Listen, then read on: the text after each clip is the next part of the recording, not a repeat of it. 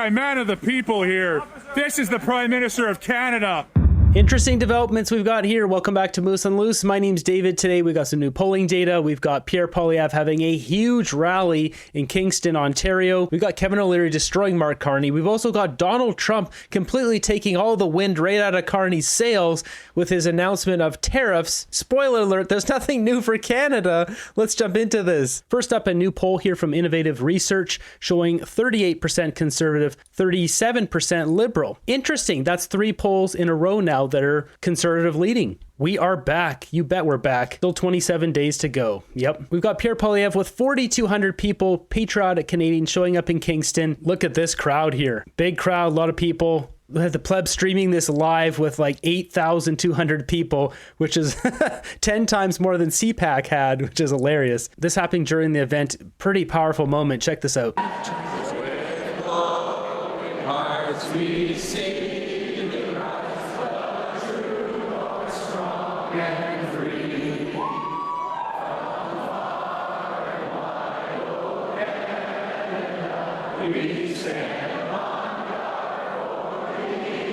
Oh, this is amazing.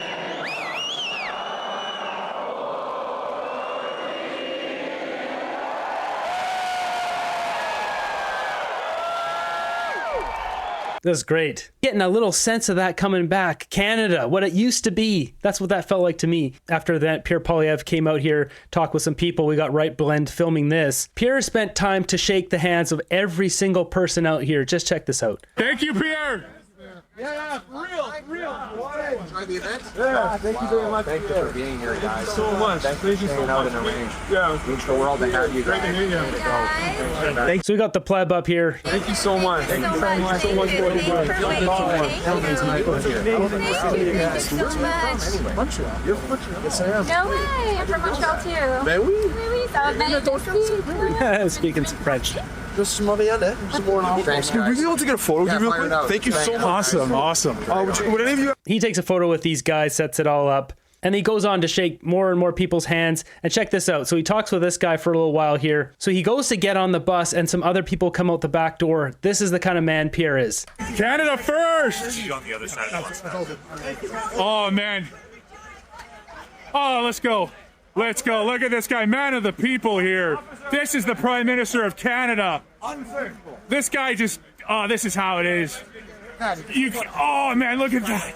It's beautiful. Beautiful. Awesome.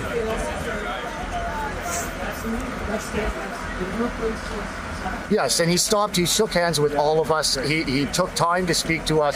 He's great. He had a lovely conversation with Pleb, and he was literally on the bus.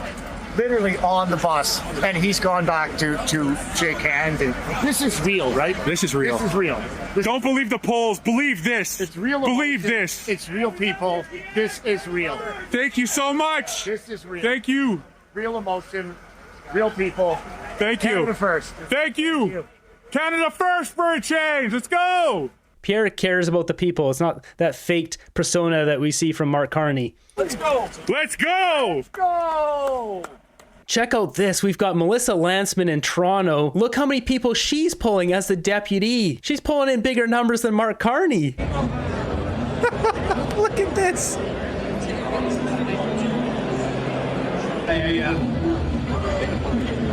That's impressive. I think it's going to go blue like we haven't seen since the 80s. I hope all provinces go blue. Next up, we got Jagmeet Singh, and he's brought on influencers onto his bus. It's actually a smart move because Jagmeet has no money. So by bringing on influencers, they become his marketing team, essentially. He's decided to bring on this girl. I'm not going to read her name. She is an OF person, apparently. Activist, as it says here, Ryan Gerritsen saying. Interesting influencer to choose. And not only that, you can see her scarf. As Canadians, we're proud the American military does not get to decide what goes on inside our borders because we don't vote for them, and Palestinians deserve the exact same thing, and I know you feel similar. Absolutely. Should not be selling or buying from a country, especially a Netanyahu government that violates human rights. We should be sanctioning those that are involved in these war crimes. Why are we buying and selling arms to a place that doesn't respect international borders? The points are actually things that we put forward either in a motion or we put forward individually. The censorship going on right now with Palestinian voices is unbelievable, and we need to get out there and have our voices heard as Canadians, because we have the privilege of being able to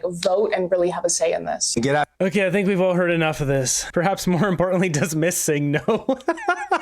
Maybe she's all he could afford as an influencer. I mean, they now tour in the bus, can't afford a plane, money's got to be getting scarce. This is the weirdest election I've ever seen. Yes, it is. Next up, some updates here on Donald Trump's tariffs. So he's come out with these reciprocal tariff sheets for every single country. And you can see here, it's got tariffs charged to the United States. This is Algeria at the top, 59%. USA discounted, reciprocal tariffs, 30%. So he has this. But for Canada, as I'll show you next, Mark Carney seems very deflated by this. For Canada, Table Salt's got it here. 0% tariffs for Canada for USMCA compliant goods, meaning anything already covered in our free trade agreement is freely traded. Carney responds by calling this a crisis. He's trying to milk it big time, which is what we see here. Carney noticeably deflated that there isn't big bad tariffs. There are still some on steel, and there are still the street fennel tariffs, but there's not this huge rollout like they were hoping for.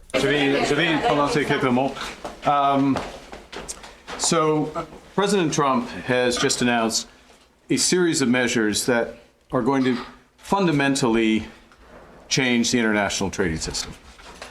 Now, in doing so, he has preserved a number of important elements of our relationship, the commercial relationship between Canada and the United States.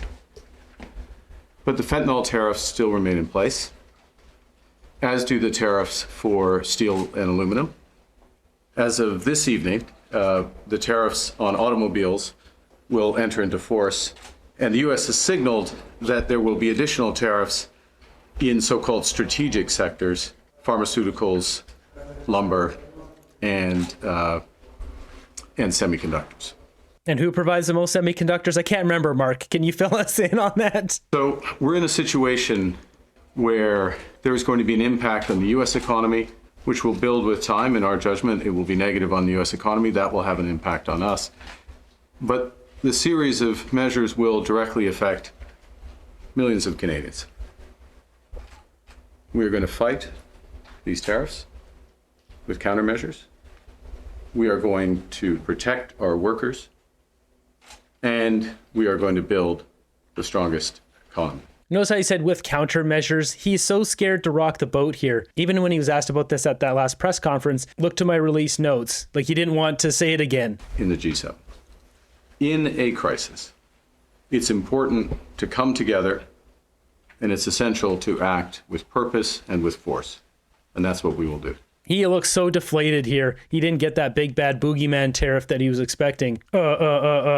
Imagine Trudeau trying to handle this. We already know what he would do. We already saw what he was doing for 2 months there. He did nothing. Give credit where it's due. Danielle Smith. Exactly. Next up, we got Kevin O'Leary blasting Mark Carney about his statements about the tariffs. Hours ago, interim Prime Minister Carney said the same thing. We are cutting off all ties to the United States. There's no cooperation anymore. That, of course, is sheer stupidity. 75% of the output of the Canadian market for over 100 years has been sold to the U.S., and 17 states in the U.S. call Canada their #1 trading partner. There is no way that's going to happen. But if you want to be tough and you want to sound important and you're trying to get elected and you're the only person that can save every Canadian from the evil Trump, that's exactly what you say. Navarro's saying the same thing. These tariffs are in perpetuity. We will fix this. We will push back the world. All of this rhetoric and noise, it's not the signal. It's all noise. And in the end, I think everybody's better off if we get to reciprocal tariffs of 0. So the countries you care about, that you want to do business with, you end up with 0 tariffs and you support a free trade mandate. It's very hard to see that outcome in the cloud we're in right now and all the rhetoric and jawboning. But if you're an investor like I am, you think long term. And so the concerns that Goldman have about housing prices and inflation on goods and services, it takes a long time for that to happen. Not 2 weeks, not 2 months. So I am in the more of the, let's get calm down here. Let's let the rhetoric be fired at each other. Every country, Britain's doing the same thing right now. Well, sure. You should hear the rhetoric in London today. Kevin, but It's let me the ask same you this, stuff, but because it I too hear will pass. Would be great if we had free trade, but there needs to be a negotiation because we have a dairy cartel. It's just a lot of moving parts there. It's not as simple as snapping the fingers and it's free trade between Canada and America. Economic independence makes Carney's claim puzzling. Canada-US trade is so deeply interwoven to simply sever ties. History and geography created a partnership that transcends politics. That's it right there. We've got our country is so interwoven with each other. This graph here is interesting, showing non-tariff barriers being this teal color and dark blue is tariff rate. There's America. We got Canada right here. But yeah, Canada, America is so interwoven. There needs to be a new CUSMA agreement. That's what we need here. Open up more trade barriers, open up more trade corridors. Remember I showed you a picture of Jagmeet Singh holding up his phone in a back alley with like 10, 15 NDP supporters saying it's the most cringe thing in this election so far? This might be a little bit more cringe than that. Solidarity forever. Solidarity forever. The union makes us strong. Free, free, free Palestine. Wait, are we not that part of the song yet? Oh, okay. So, solidarity. Free, free, free. This is ridiculous, guys. I stand with my pension. Holy effing cringe. Jagmeet is on a collision course for losing official party status to the NDP. That's going to be his legacy. In other news, we've got Pierre Poilievre coming up with another amazing plan to help Canadians. On top of that, we're going to back up our apprentices and our tradespeople with the freedom to move and work around the country. Right now, it's very hard for people to move from one province to the other for a short-term position because you then have to redo the entire health and safety.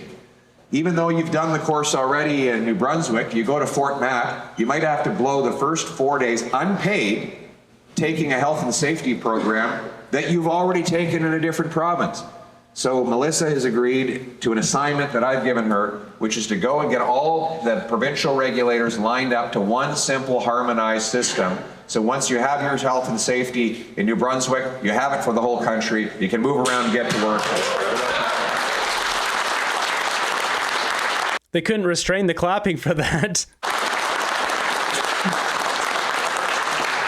We're going to create a special apprenticeship class for an EI payout, so it's faster. You don't have to sit around waiting without an income, wondering how you're going to put food on the table or getting a loan to pay your bills. You'll be immediately supplied with your payment so that you can pay your bills while you're getting trained up for an even better job. Pierre is getting the votes of all the trades workers out here. These people are happy with this. They're not sad frown faces like you see with Mark Carney's photo ops in factories or warehouses. We've also got Bloc Leader here coming out and saying Mr. Carney seems to think the same thing Mr. Trump does. Mr. Carney seems to think the same thing as Mr. Trump does. How could Quebecers consider even one instant placing their trust into that man? He is fighting the right for Quebecers to live in French and the right to protect the law and the application of the law. He wants Quebecers to pay against their own bill up to the Supreme Court. Is he the guy to protect this law in front of Mr. Trump, which he fears because he's afraid that if Mr. Trump is not behaving, his pretension to win the election will be jeopardized. So, of course, there's one way for Quebecers to protect their right to live and work and be happy in French is to trust Quebecers. So you said in French, you talked about the United States would never ask this of, you wouldn't ask the Italians to speak English, you wouldn't ask the Germans to speak English. Maybe you can just repeat that in English. What would you say to the United States right now when they are attacking the French language here in Canada? You know, what's the response to the United States? The United States would not dare ask any nation on earth to sacrifice their language if they want to deal with United States. But it's easy for Mr. Trump to say, too bad for French, because quite often Canada does the same. But he wouldn't dare do that against Germans and French and Italians. So Quebecers have to stand up and say that's the end to it. We'll place our trust into Quebecers. And let's make it clear, Quebecers have the capability to say, without Quebec approval, no deal. They know what to do if they want that. It's interesting. We're seeing a lot of pushback from Quebecers and Quebec in general, and support for the bloc is starting to rise. Next up, we've got this bumbling buffoon, David Eby, announcing that he will be getting rid of the carbon tax because of Donald Trump, and he gets fact-checked on this. And the pressures on the economy. Back in September, when you first executed this flip-flop on policy, that was not the reason. I'm just wondering, has the reason changed? Well, I would say the original reason stands as true today as it was at the time.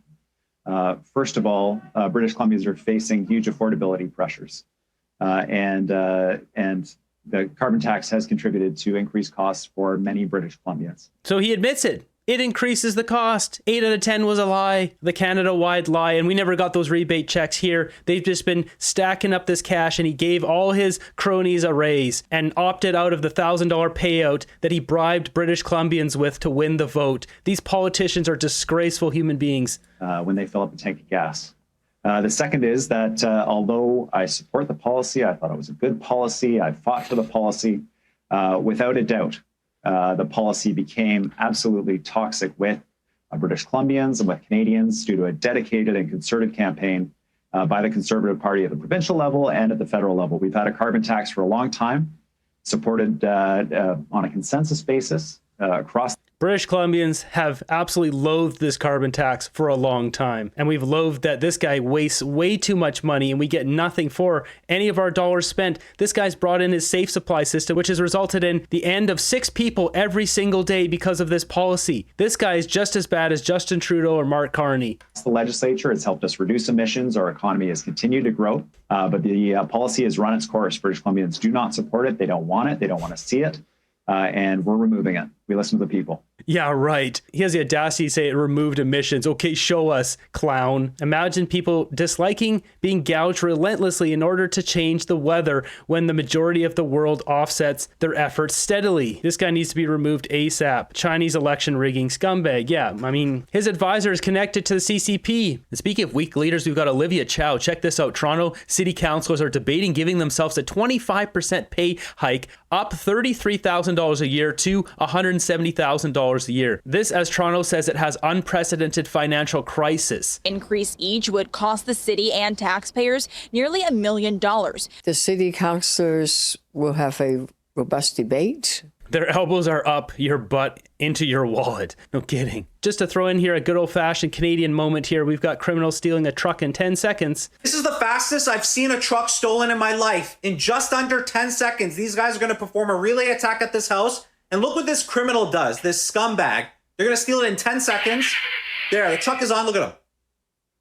These are the scumbags that we are prioritizing over our families and our children and the safety of our communities. These people are getting away with it because they know there's no consequences. This shows you these criminals know they have a hall pass from our federal government. Look how brazen they are. There is no fear from them. They can do whatever crime they want, whether it's to invade your home, steal your vehicle, or go rob the assortment of jewelry stores that we see happening every single day. Yeah, the jewelry store robberies are crazy. And same with the car thefts, the home invasions. These guys need to be put into cannons and fired into volcanoes. Period.